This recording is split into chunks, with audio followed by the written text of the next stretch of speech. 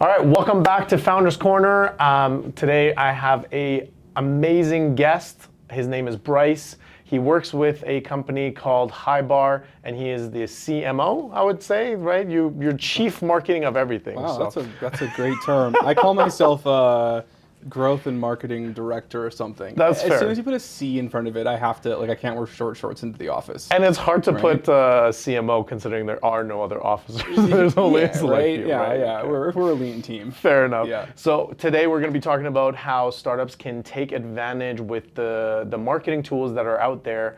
And before they even get to the product side, they really try to understand what is the good market fit and really utilize marketing in that sense to be able to basically, when they're launching, they already know what's going to be happening with their products, sales, and marketing. Welcome. Thanks. Very excited for this conversation. Me. Yeah. All right. So, Bryce, I got to ask you. I mean, your background. I want to really get to know who's Bryce, right? Yeah. So I know you as the rapper, and I know you as the marketer. Love that. Love that. Let's plug that right away.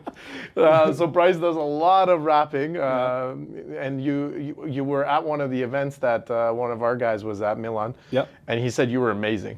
So I was kind of sad that I missed it. Yeah, Neon Empty. We'll plug that right away. Neon Empty. There you go. If you guys want to hear him out. By the time this comes out, there should be some singles dropping. Thank you. Yeah. Perfect. Yeah. So where did you start? How did you start? Give me your background. Yeah, so my first professional job was a music teacher, of all things. So from the time I was 19 to 21, I taught guitar full time. Oh, cool. Yeah, which seemed like at the time, like this is the thing that I want to do. And no matter how good of a guitar teacher you are, you kind of are always going to be super poor. And so I kind of knew that even by 21, that I was like, hey, I'm going to have to transition out of this. I had some life stuff change, and I was just not getting ahead, and I wanted to grow up, and I was like, okay, well, what are my options? And so I kind of got, that opportunity was closing down, being a music teacher. And so I kind of just opened the newspaper and sort of looked for whatever. And when I was teaching music, even then I was like, man, I just don't think that our website is good enough. I don't think that this makes sense. We're doing things in a very old school way. Right. I've always been pretty connected. And really weirdly, no one has to believe this, but I have these very real memories of being somewhere between 8 and 12 and sitting there in front of the TV and being like, okay, so I'm watching commercials for Nerf guns and those are on YTV. So I guess YTV makes shows or pays people to make shows in the hopes that people buy more commercials and people Right. I was figuring at you were understanding it at 8. Just a really weird inbuilt sense of what is everything? Right. What you is... just saw it. You could understand the process of marketing. There was something about that. And I remember I wanted my school to have a science fair, and I'm just from a little tiny town in northern BC. And I wanted my school to have a science fair, and we didn't, because I wanted to study, if I watch one of the shows that my mom watches a bunch of times, and I watch one of my shows, what commercials will be on. I was figuring out media segmentation, and I don't know why. I have no idea why. It just clicked, right? It did click, and I think everyone goes through that. And I think that's where you really find your passion. Yeah, exactly. Is when it clicks like that. Absolutely. And so it was always a low friction thing for me, thinking about marketing in some way.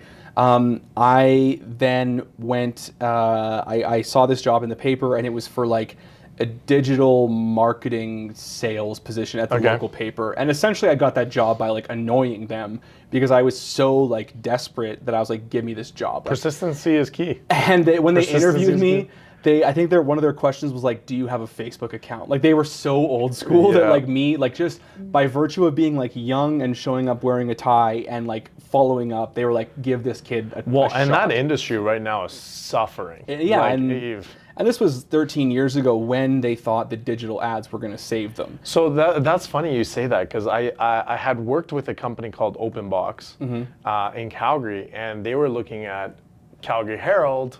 So Calgary Herald is a local newspaper, and they were doing their ads, they were doing their actual paper ads because it was working for their market segment, but they were trying to sell them on the digital. Yeah. And I remember walking in as the consultant, I was like, well, who's coming to your website? Yeah. I feel like it's the same old people that we're targeting on the newsletter side.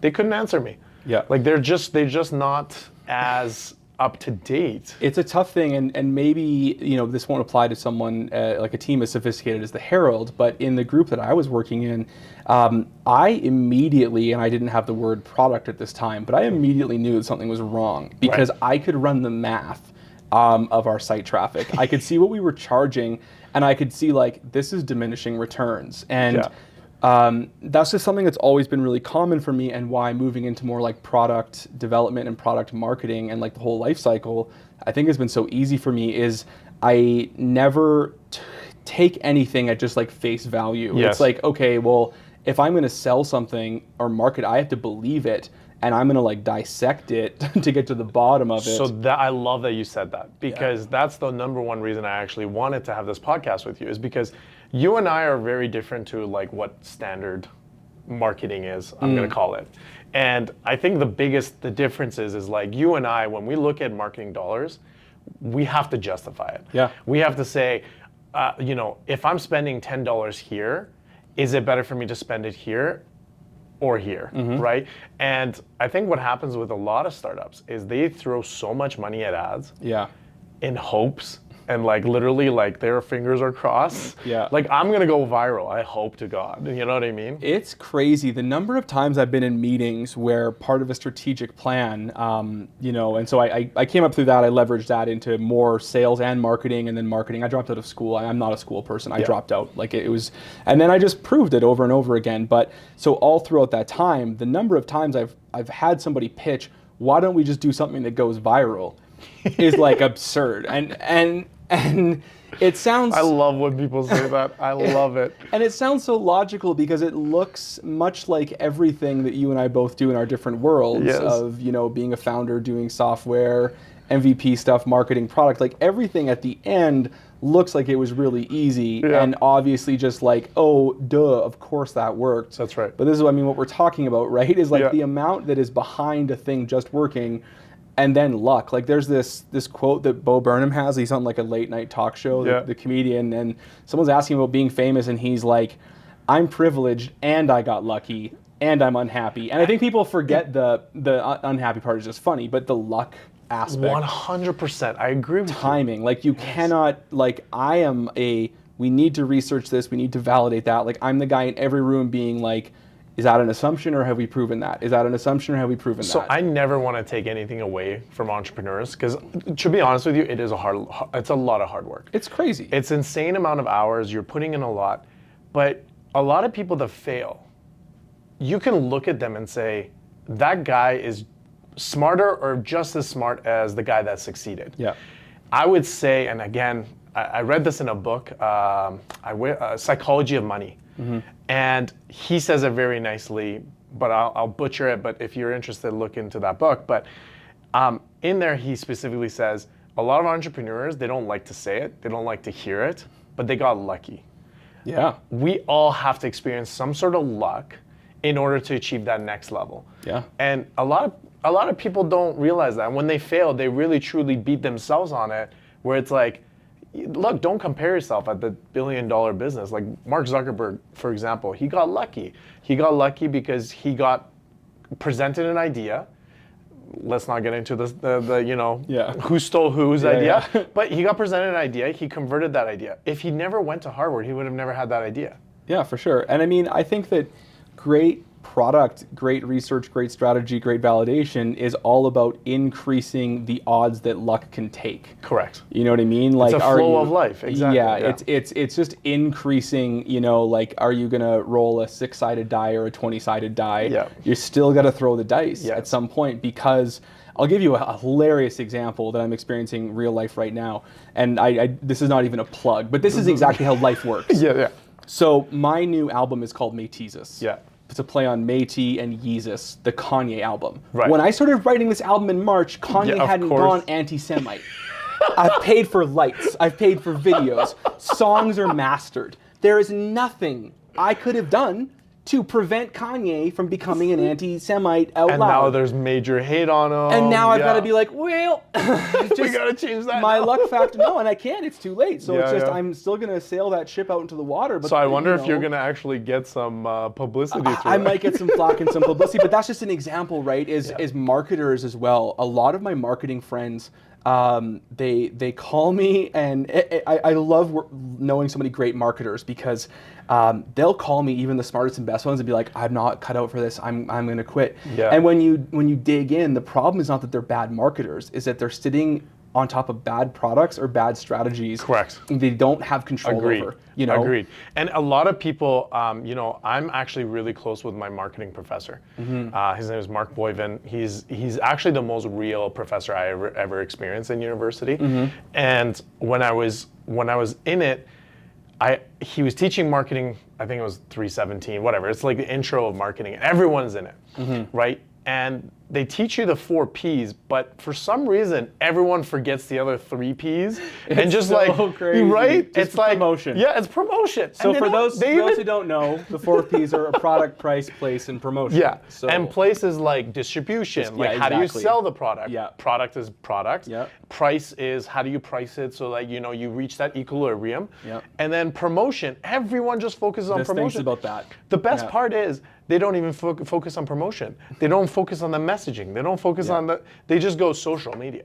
Yeah. And that's promotion to them, ads. right? And what's so crazy is I relate to that so much because when I was in marketing school for like the 1 year I was in before I flunked out, I passed. You probably got the most value from that 1 year. I passed public speaking and Indigenous Justice Studies or something Interesting, like that. okay. And the rest I was like, can't. I'm not going to do this. I can't do it. But when I was in my marketing 101 class, I was like, oh yeah, I'm going to focus on the 1P. Like, I don't care about the rest of this. But then over time, I became so much better at that 1P by acknowledging all of the others and not closing myself off. Yeah. And so it's actually kind of crazy that it's taught as this like 4 quadrant, and sometimes you'll see like 5 now if people want to be fancy, whatever. But this 4 quadrant, and it's just so weird to me, and I wish we taught that these things flow into each other a lot more.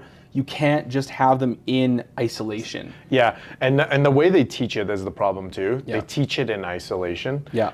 So it's like product. Here's where you need to focus on product. Here's price here, and to be honest, they are different. They are very wildly different, but they are so like integrated. Yeah. When you're making a decision on promotion, you're really taking a decision on product, price, and distribution. Yeah, so absolutely. what are you promoting? Yeah. You got to promote your distribution. You got to promote your product. You got right. So I mean, part of Tesla's marketing is their place, right? It's going into a Tesla dealership. It's like that differentiated experience of the place. Exactly. And people don't think about that at all. Exactly. And so I think it does fail people. And then when you have tech founders that come to us and they're like, well, they don't come to us, but I've consulted with some tech founders, and when you talk to tech founders, you can clearly tell they haven't thought the product fully through, right? They'll come in, it's usually AI guys too, but they always come in, they're like, I have this AI idea. It's like, okay, but what's the product? Yeah. Like they don't go into the detail of that. They just have a cool tech idea and they believe that's the product. Yeah. So it's crazy. Whenever you're talking to startups, I think that's the number one biggest mistake is that they don't consider marketing as a full piece. They consider it as strictly a social media. Yeah, there's 2 books that I always tell marketers that want to be smarter to read because I am just learning more and more. And so I slipped into product naturally. So at my day job, just for context for those watching, I sort of run one company and we make games for couples. And what's the game called? Let's do another shameless plug. The company's called Revive with 2 I's, and it's Play Revive, REVIIVE.com. But I just found that I had a lot of passion for the product in that space. So when we were kind of talking about building this company, Shaker, my boss, and the co-founder on Revive, truly the founder, but I work so hard that he let me call myself the co-founder to feel good. But so I work on everything from the initial research in product all the way through. I had to get obsessed with that problem. And then we have these like multiple businesses, so I consult on marketing and a little bit of product. But when I started noticing that I was going to have to be the product champion, that people didn't really on my team get the sense of the depth of how deep you had to go to make product good and what it took. I started just kind of immersing myself in the literature, and I just tell people you need to read Build by Tony Fadell, and he was in charge of the iPod, iPhone, and Nest thermostat. I've heard about that one. Okay, right, like and then the other one is the mom test, and the pitch of the mom test is just like, every time marketers talk to people, and if there's one thing people watching this can take away, is stop fucking telling people your idea before you ask them about the problem statement. Yes. If I come to you and say like, I want to write the best rap album ever, do you like rap? What are you going to fucking say to me? You're not going to be like, I hate that whole genre. I've primed you. I have primed you to agree with me. Yes. We're socially wired to agree with each other. That's right. I was on Reddit and I saw some guy being like, I want to develop a tool for this, and he listed all the features and then said, I'm here to do market research. Do you like this idea? And I said, my idea is go read the mom test. And then in the mom test, he talks about that, and I've tried to train everybody I know to not prime people. Like, if you're in a room with your target audience, don't tell them your idea first. Ask about the problem. Be really curious about the problem. Anyhow, and this comes back to Build, and Tony Fadell talks about that in Build. His question is like, what's the deal with, as the first question you have to ask and obsess about. But he talks about thinking through the entire cycle. So like, if you haven't mapped the entire cycle as a marketer with your entire team, like, you're just left out in the cold. So he talks about how with Nest, he thought through everything from like, how does it look and feel? How do people receive it? Okay, and when he was thinking about this part, he was thinking, shoot, like, they're gonna open it and not know how to install it. We have to like design a specialized tool, which became part of their marketing. And that's the thing when we think in silos. And I think we leave, like, product doesn't talk to sales enough, sales doesn't talk to marketing enough, 100%. And then founders, I think, or people who have ideas, pre-founders, curious founders, they just have this innate belief that they know everything. And I agree with my boss when he says that's actually vital. Like, you actually have to believe in yourself. You have to a stupid degree, but because otherwise you won't take the plunge. You have to take the leap, and like, you need to be like a little bit crazy, but crazy has to also meet like curiosity and strategy. So with hardware, I'm with you 100%. You have to be so diligent. It's crazy because you're going to have to produce 1,000 of these things. We're doing that right now. I saw. Let me tell you a quick story about diligence here. So I'm in the 4th version of this couples game. It's called Uncover Me. It's coming out, and I'm super, super proud of this game that I designed and developed. So I designed V1. I really wanted to not show my team and just be like, I'll just order this. Like, I have carte blanche. I could just order a version. My team took it and tore it apart, and I had to be like, I'm going into a meeting about why this thing I made sucks. And I had to like go do breathing exercises and be like, and Shaker, my boss, asked me, he said, how's your emotional state? We are going to tear you to shreds. Like, in different words, but it was very wise of him, right? But we set the scene for a discussion about tearing apart a product. And we did that, and we made it better. We iterated one more time, and then another time, and now it's in its 4th version, a thing that I am fine with somebody finding on the street. I'd be so confident that I don't have to be there and say like, oh, but asterisk, here's this. So I love you said that, because that's exactly what Disney does. So if you've ever read the book Culture Code, once Disney bought out, what was Steve Jobs' company? Pixar. So Pixar, that's what they did. Yeah. So the director would build the entire movie, and then they presented to a bunch of other directors. And they did exactly what you just said. Tear it apart. And they said Toy Story was originally completely a different movie to what it ended up becoming. And this is the ego, After right? the whole, that's the ego, you can believe in yourself, but you have to balance the ego out. And I'm really, like, I'm happy to work with somebody who's good at that, because, like, my boss, when he's launching stuff within the company, he does know the spaces innately. Right. But then I come in with this, like, sorry, but like, let me educate you. Devil's advocate, let me tear everything apart, and let me make you answer questions that, like, you think you know innately, but like, this is my job. Like, my job is to just baptize everything with fire, and if it survives, you have a great product. But the other night, before we ordered 2,000 copies, our first run, it's a massive order, massive expense. I'm at the bar and I'm like, I should proof that game box one more time. Yeah, just in case. We spelled the brand name wrong on the box. Oh my God, yeah. And I had to send that, I had to get that changed. Like, and 10 people had seen that. And that's product. Like, that's right. Anything polished has been seen by so many people, and so many people have torn it apart. That's right. And I think that's what I love about software, is because you can literally launch and then On be the like, fly. oh no, we Yeah. changed, and then change it right away. Yeah. So I think that's why so many people are getting into software, Absolutely. and they believe it to be easier than hardware, which I disagree. True. The way you launch is easier, I would say. Hardware, you have to be so diligent. Yeah. And if you fail, you got this. Your brand is spelled wrong on 2,000 of the thing you exactly, ordered. right? Yeah, exactly. So what would be your biggest advice for a founder who's going, look, I have this idea, I want to go into it. Let's say they've even started the product process, right? They've already started building it out. What are some of the steps you would advise them on taking in order to be more prepared on launch day? Yeah, so I think that it's not even my advice. It's Tony Fadell's advice, and this has changed my life, which is like you have to be obsessed with the problem. That's the guy that did the book 4-Hour Workweek, right? Maybe. I don't know. No, maybe. Maybe it's not. I don't think so. Okay. I hope not. I don't trust that guy. It's funny. I never know the authors of my books. Yeah. I only know the titles. I don't Yeah. even bother knowing who wrote them. Yeah, I don't. I don't know maybe, why. Maybe it was, Should. but anyhow. But he wrote Build. He's the Okay. guy that did the iPhone Okay. and iPod and stuff. And so like, his thing was like you have to be obsessed with the problem. And what we see is so many people being obsessed with their solution or their company. And so just to bring it back to an example is like, when I was building this game, I saw the problem through my specific lens. And one of the things that we learn as we grow is like the world is very nuanced. Like the world always feels very binary to us. There's like Right. Democrats and Republicans, Yes. conservatives, whatever. And it's just like, no, everybody is weird. Everybody is different. Everyone's weird in their own way.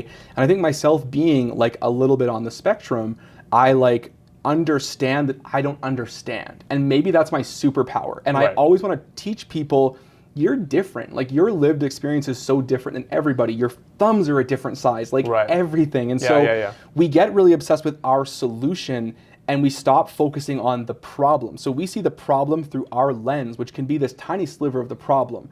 So for example, when I was working on couples games, like the amount of like Amazon reviews I read of couples products being Right. like, what was the problem and how did this solve it? So couples being like, oh, like this finally like helped us speak again, and that going in okay, people are having trouble speaking. That's one of the problems. And then it's like, you're going through reviews, you're reading forums, you're talking to your friends in ways that are not leading. So you're Yes. like, if you know a couple is having a problem, unbiasedly and without being weird, being like, oh, tell me like more about that. And the question, tell me more about that, as opposed to I have a solution. Yeah. That's my Yeah, yeah. advice. Like stop Yeah. talking about your solution.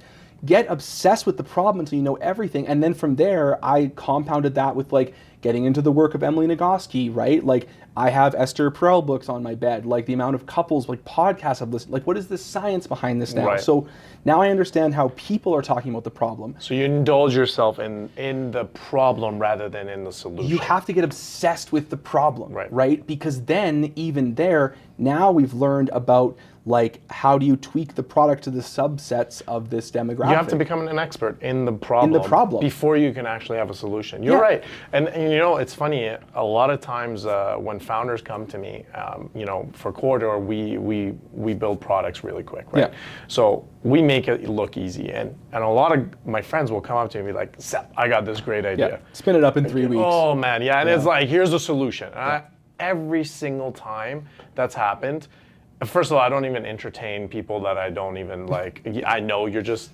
talking. It's just all talk. But let's say the guy that is like somewhat serious, right? I always set him down and I'm like, "Okay, give me your idea," right? And they'll give me the idea, but it's more solution based than it is problem. So I love that. Well, I don't love that. I love what you said about that, right? Instead of owning the problem, they're just kind of going, "I think this would be a cool solution to this problem," right? Yeah. So that's one. That's set aside. I always tell them, I'm like, if you can go and sell this idea to 5 people that are willing to literally write on a piece of paper, I am willing to pay for this. Yeah. Right? Then I'll consider it. Yeah. And that's in the mom test, right? And he how many talks people about getting buy-in. And how many people do you think do it? None. 0. Yeah. Right? And it's because it's like to them, it's like, oh no, you're asking me to do stuff. Yeah. And it's like, in my opinion, if you can sell the idea to 5 people, and I'm with you on this in a non-misleading way, because that is truly how founders typically do it. They're trying to sell the vision. Rather we than get that the product. example of Steve Jobs and how but Steve Jobs sold that way when he had a finished product. Correct. Steve Jobs did not sell that way when he had an idea. And it was hardware. Yeah, exactly. It was a hardware. Right. Hardware and software are 2 very different things. For sure. Right? So if Steve Jobs is in ideation about the iPhone, he's not going up there and giving the world's most famous pitch. He's asking people problems like, oh, like, how do you like how those buttons feel? That's if right. he's doing product well. That's right. And entrepreneurs are just so obsessed with being Steve Jobs that they forget the 10 years of asking questions that came in advance. 100%. Yeah. And a lot of people, that's my other big pet peeve is like, startups will be like, I want to be a millionaire like this guy. And you kind of look at it, you're like, do you know his history? Like the guy was in the industry for 5 years or 10 years. Yeah. He didn't just, like you just heard of him. Yeah. Right? Like to you, he just came out of nowhere. Yeah. But the man's been around. Yeah. Like the Nikola, the electrical company. Yep. Right? A lot of people were like, this guy came out of nowhere and you know, this guy is like the next Elon Musk. And I heard that like from 10 people. My buddy who, Wish, he was like, dude, you need to invest in Nikola. Like it's gonna be big. It's gonna be bigger than Tesla. I was like, I'm intrigued. I wanna do research, right? Yeah. You and I, marketing people, we do research. So I literally went back and I was like, dude, this guy's like basically been frauding his way through what he is. Yeah. Right? And then I was like, guys, like I told my buddy, I was like, don't invest in it. Like, he's bad news. Look at him now. He got caught for cheating, and now he's going to, court for deceiving investors. It's really exciting to buy hype because buying hype and buying into your own hype like doesn't actually take brain power. No. Our brains are wired to like not use up as power, right? And research and skepticism, they take power. Like leaving our ego at the door takes and brain we listen power. to our community. Yeah. That's the big thing, right? Is like, if you come and tell me something, I'm going to go, okay, well, he's already thought of it. Yeah. So I don't have to. Social proof, man. Like And that's why I think, I agree with you. You shouldn't do leading questions. Yeah. Because naturally, I'm just going to agree with you. Yeah. Because you're going to say, hey, here's what I'm building. Would this be useful for you? It's like, to me, it's like, yeah, I mean, I can see a use for it. For sure. And I mean, a great example is like we're working on a product as a team, like in the legal space, and you guys are working on it with us. And so, like, let's say I'm talking to some lawyer that I run into, I'm not telling them about the idea. Mm-hmm. I'm saying like, oh, like, have you ever experienced anything like this? Yes. Or like, what is your experience with like looking for a job? You're talking about the problem, not the solution. I want to understand the problem without biasing them. And that's what I do. And then I take those things back to the office and I think them through, right? Yep. And it's, and especially when you're dealing with like a niche population that's hard to get a hold of, like lawyers, like you got to ask questions really well. Yeah. With Revive, I'm lucky because I can just talk to most couples, I agree. and slot them in my head into a segment of the population.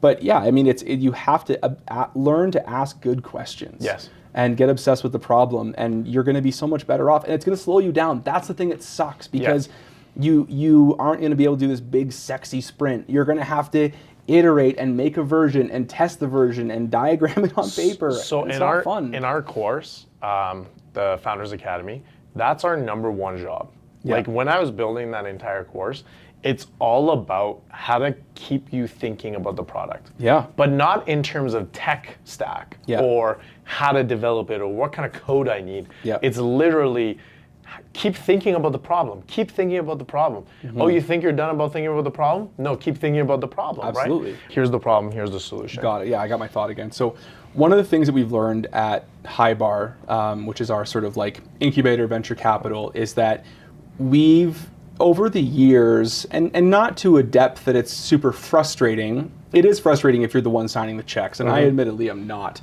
So, that's I feel the frustration. It's easier to be on that side, yeah. Yeah, but I mean, entrepreneurship is risk. But we've realized that like just because something looks like it's a good space to make money doesn't mean it's the right space to play in. Because we've tried to do things that we don't really care about, and not that we don't care about creating like a great product, but like these aren't problems or communities that we're like obsessed with, right? And so for me, like I am, when you said earlier, like people come to me like, I want to be a millionaire. And I'm like, look, I want to survive here. Like I want to get ahead of inflation at some point. But do I though want to be the guy selfishly that like if people hear my name, they're like, the things that you developed saved my marriage. Like they kept us together, and like my kids have good role models because we communicate with each other. Like that's the high I'm chasing. Yes. Like money's cool, but like, so we have really pivoted and taken a good look internally.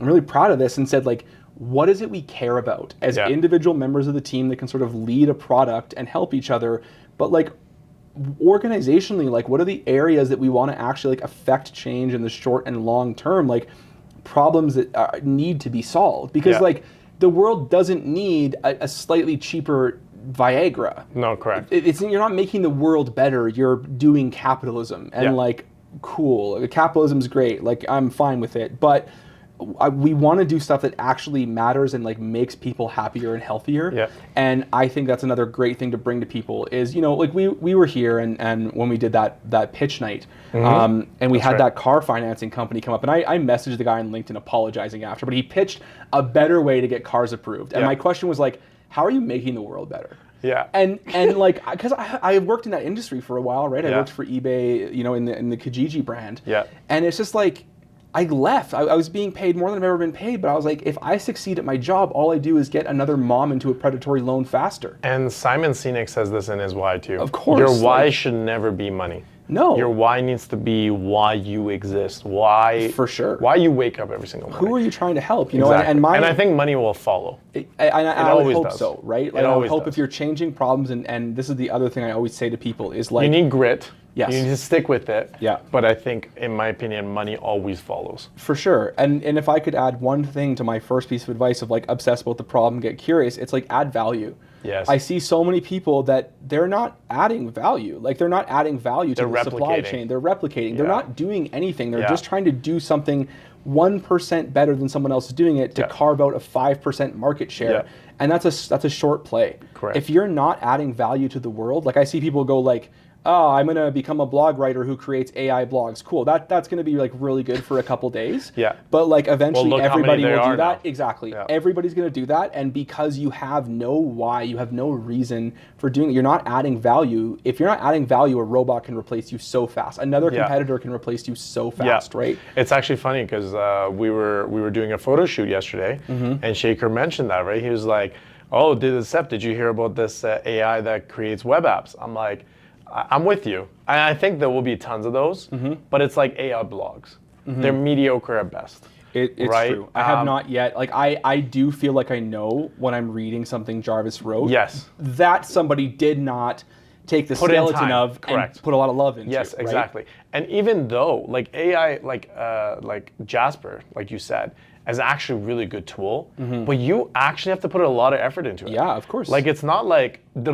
then here's the blog and you're good to go. Like you actually have to go paragraph per paragraph. Like it repeats itself a lot. Yeah. Right. So I agree with you. I think if you bring the passion and you really obsess over the problem, you really come up with a solution that adds a lot of value because you understand the problem. Yeah. You're not just grabbing a solution saying, I can do it better. Yeah. It's, I'm grabbing a solution, understanding the problem, and here's how I believe it will create value. Absolutely. Awesome. Yeah. Bryce, thank you so much for your time. Sure. I love what you said. I did not think that was where it was going to go, but it was cool. it was a great flow, and I hope you enjoyed the conversation. Yeah, it was fun. And everyone at home, thank you guys all for watching Founders Korner.